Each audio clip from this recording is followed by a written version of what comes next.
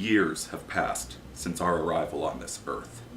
Your democracy has become an illusion. Global mind control tactics must be stopped. We must unite as one to save your planet. Those who rise against us will be destroyed.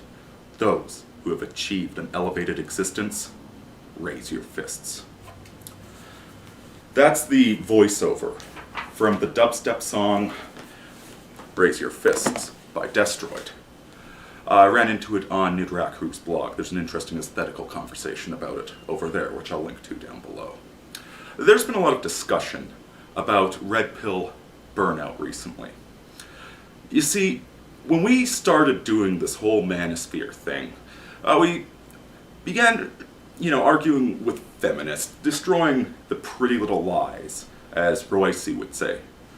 But eventually, you start to feel like an atheist cult member arguing against the latest idiotic exhibit at the Creationist Museum, with two major differences.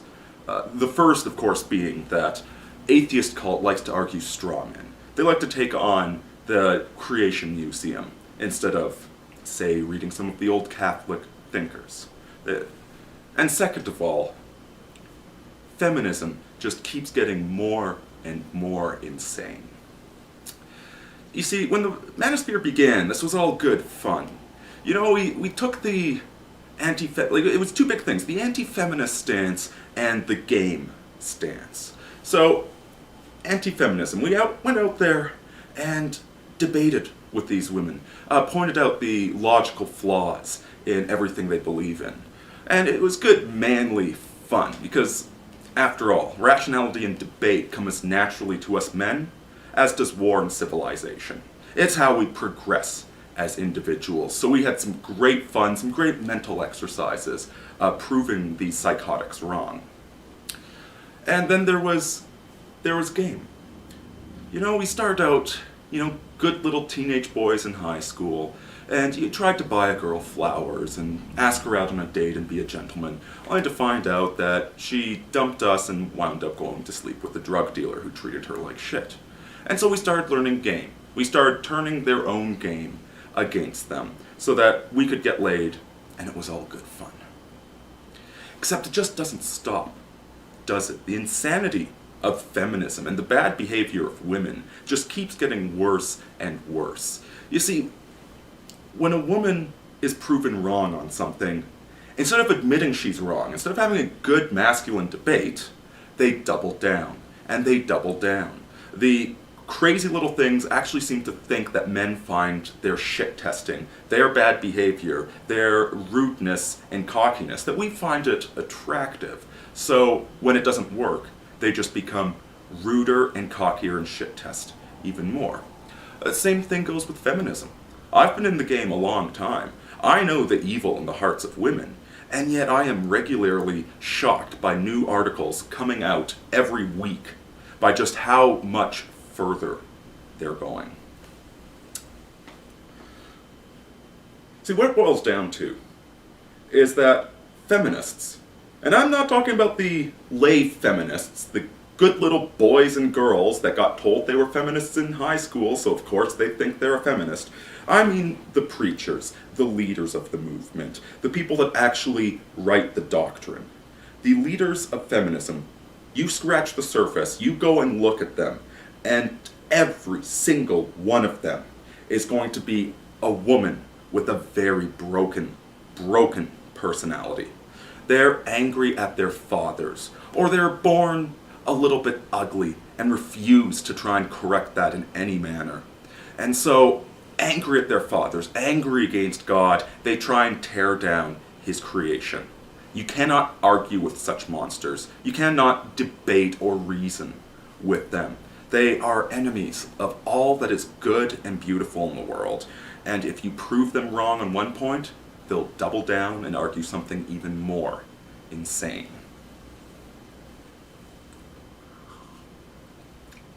And so when you've been doing this long enough, when you've been arguing against feminism and breaking down the idiocy of their beliefs for long enough, you start to get burned out. When you've been out there gaming chicks for years and you've been successful at it, you start to burn out. You start to get sick of the game. And you start to get sick of feeding into women's delusions. They think shit testing is sexy because guys that have learned game manage to bypass the shit testing. And then they wonder why these same guys then throw them away. And eventually you just get tired of it all, sick of encouraging their bad behavior, of treating them like equals, of equal intellectual opponents, of equal relationship contributors, when it seems that all women try and do nowadays is destroy the relationship so that you'll put on a 3-ring circus to keep the damn thing going. And at that point, that's when you get the manosphere burnout, the red pill burnout. All of a sudden, the opioid drip starts to look pretty attractive. The opioid drip, or the reactosphere. There's a very large reactionary movement that is sweeping through a lot of different people. A lot of different bloggers of voices out there are becoming more and more willing to talk about these things that you're not supposed to talk about. A lot of people that started off just writing about rationality, or they started writing about basic libertarian Austrian economics, or they started writing about what traditional Christianity actually meant. All of these people are coming together and quickly discovering the reactosphere. This is not an ideological movement. Let's take the conservatives. The conservatives are an ideological movement, or an attempt at one, trying to take power. So they have a party line that must be adhered to. They take diverse groups, paleocons, tradcons, libertarians, free marketers, and they try and put them all under one tent so that they can fight the Democrats. And of course it never works, because their party line ends up shifting in the exact same direction as the Democrat party line, who actually are united in their ideology. Well, what we find in the reactosphere is that it's a whole bunch of men thinking about things and reading books and looking at what's going on, and all accidentally coming to the same conclusions. This is the future of where things are going.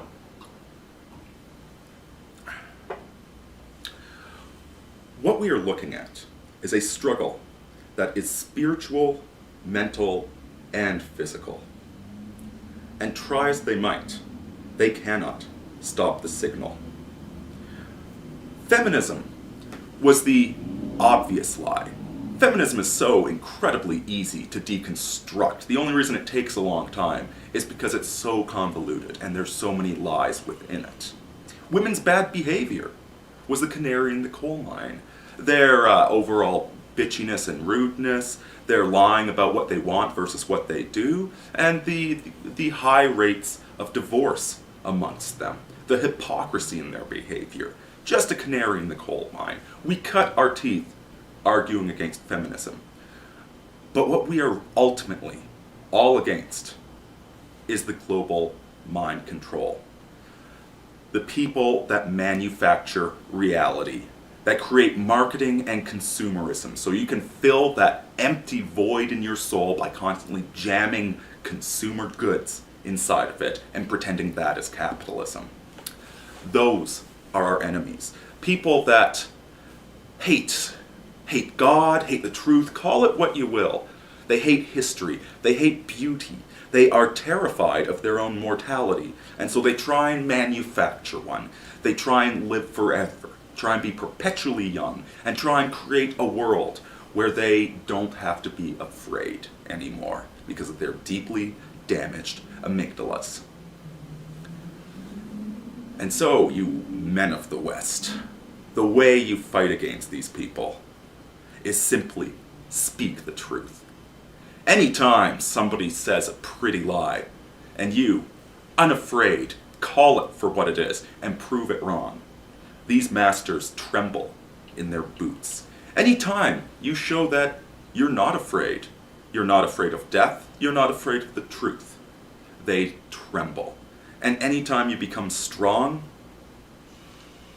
they run scared, because their followers are weak and need the teat of government and the lies from reality television to keep themselves sustained. The only way they could shut down the internet at this point, the only way they could shut us up, would be with an EMP burst. Except if they did that, if they destroyed all the electronics, all the modern technology, we are the ones that would rise up and take control of society. The only way they managed control for the amount of time they did was by controlling information and controlling the technology and giving freebies to the weak who need these freebies. Whereas us, our very nature is that of masculine strength, of intelligence, of spirituality, and of building civilizations. We are growing. Our power is waxing, and theirs can do nothing but wane. Oh, they will try, they will react, but right now, you can download a gun off the internet, and there's nothing they can do to stop that. So raise your fists, men of the West. We are going to win this struggle. Irini out.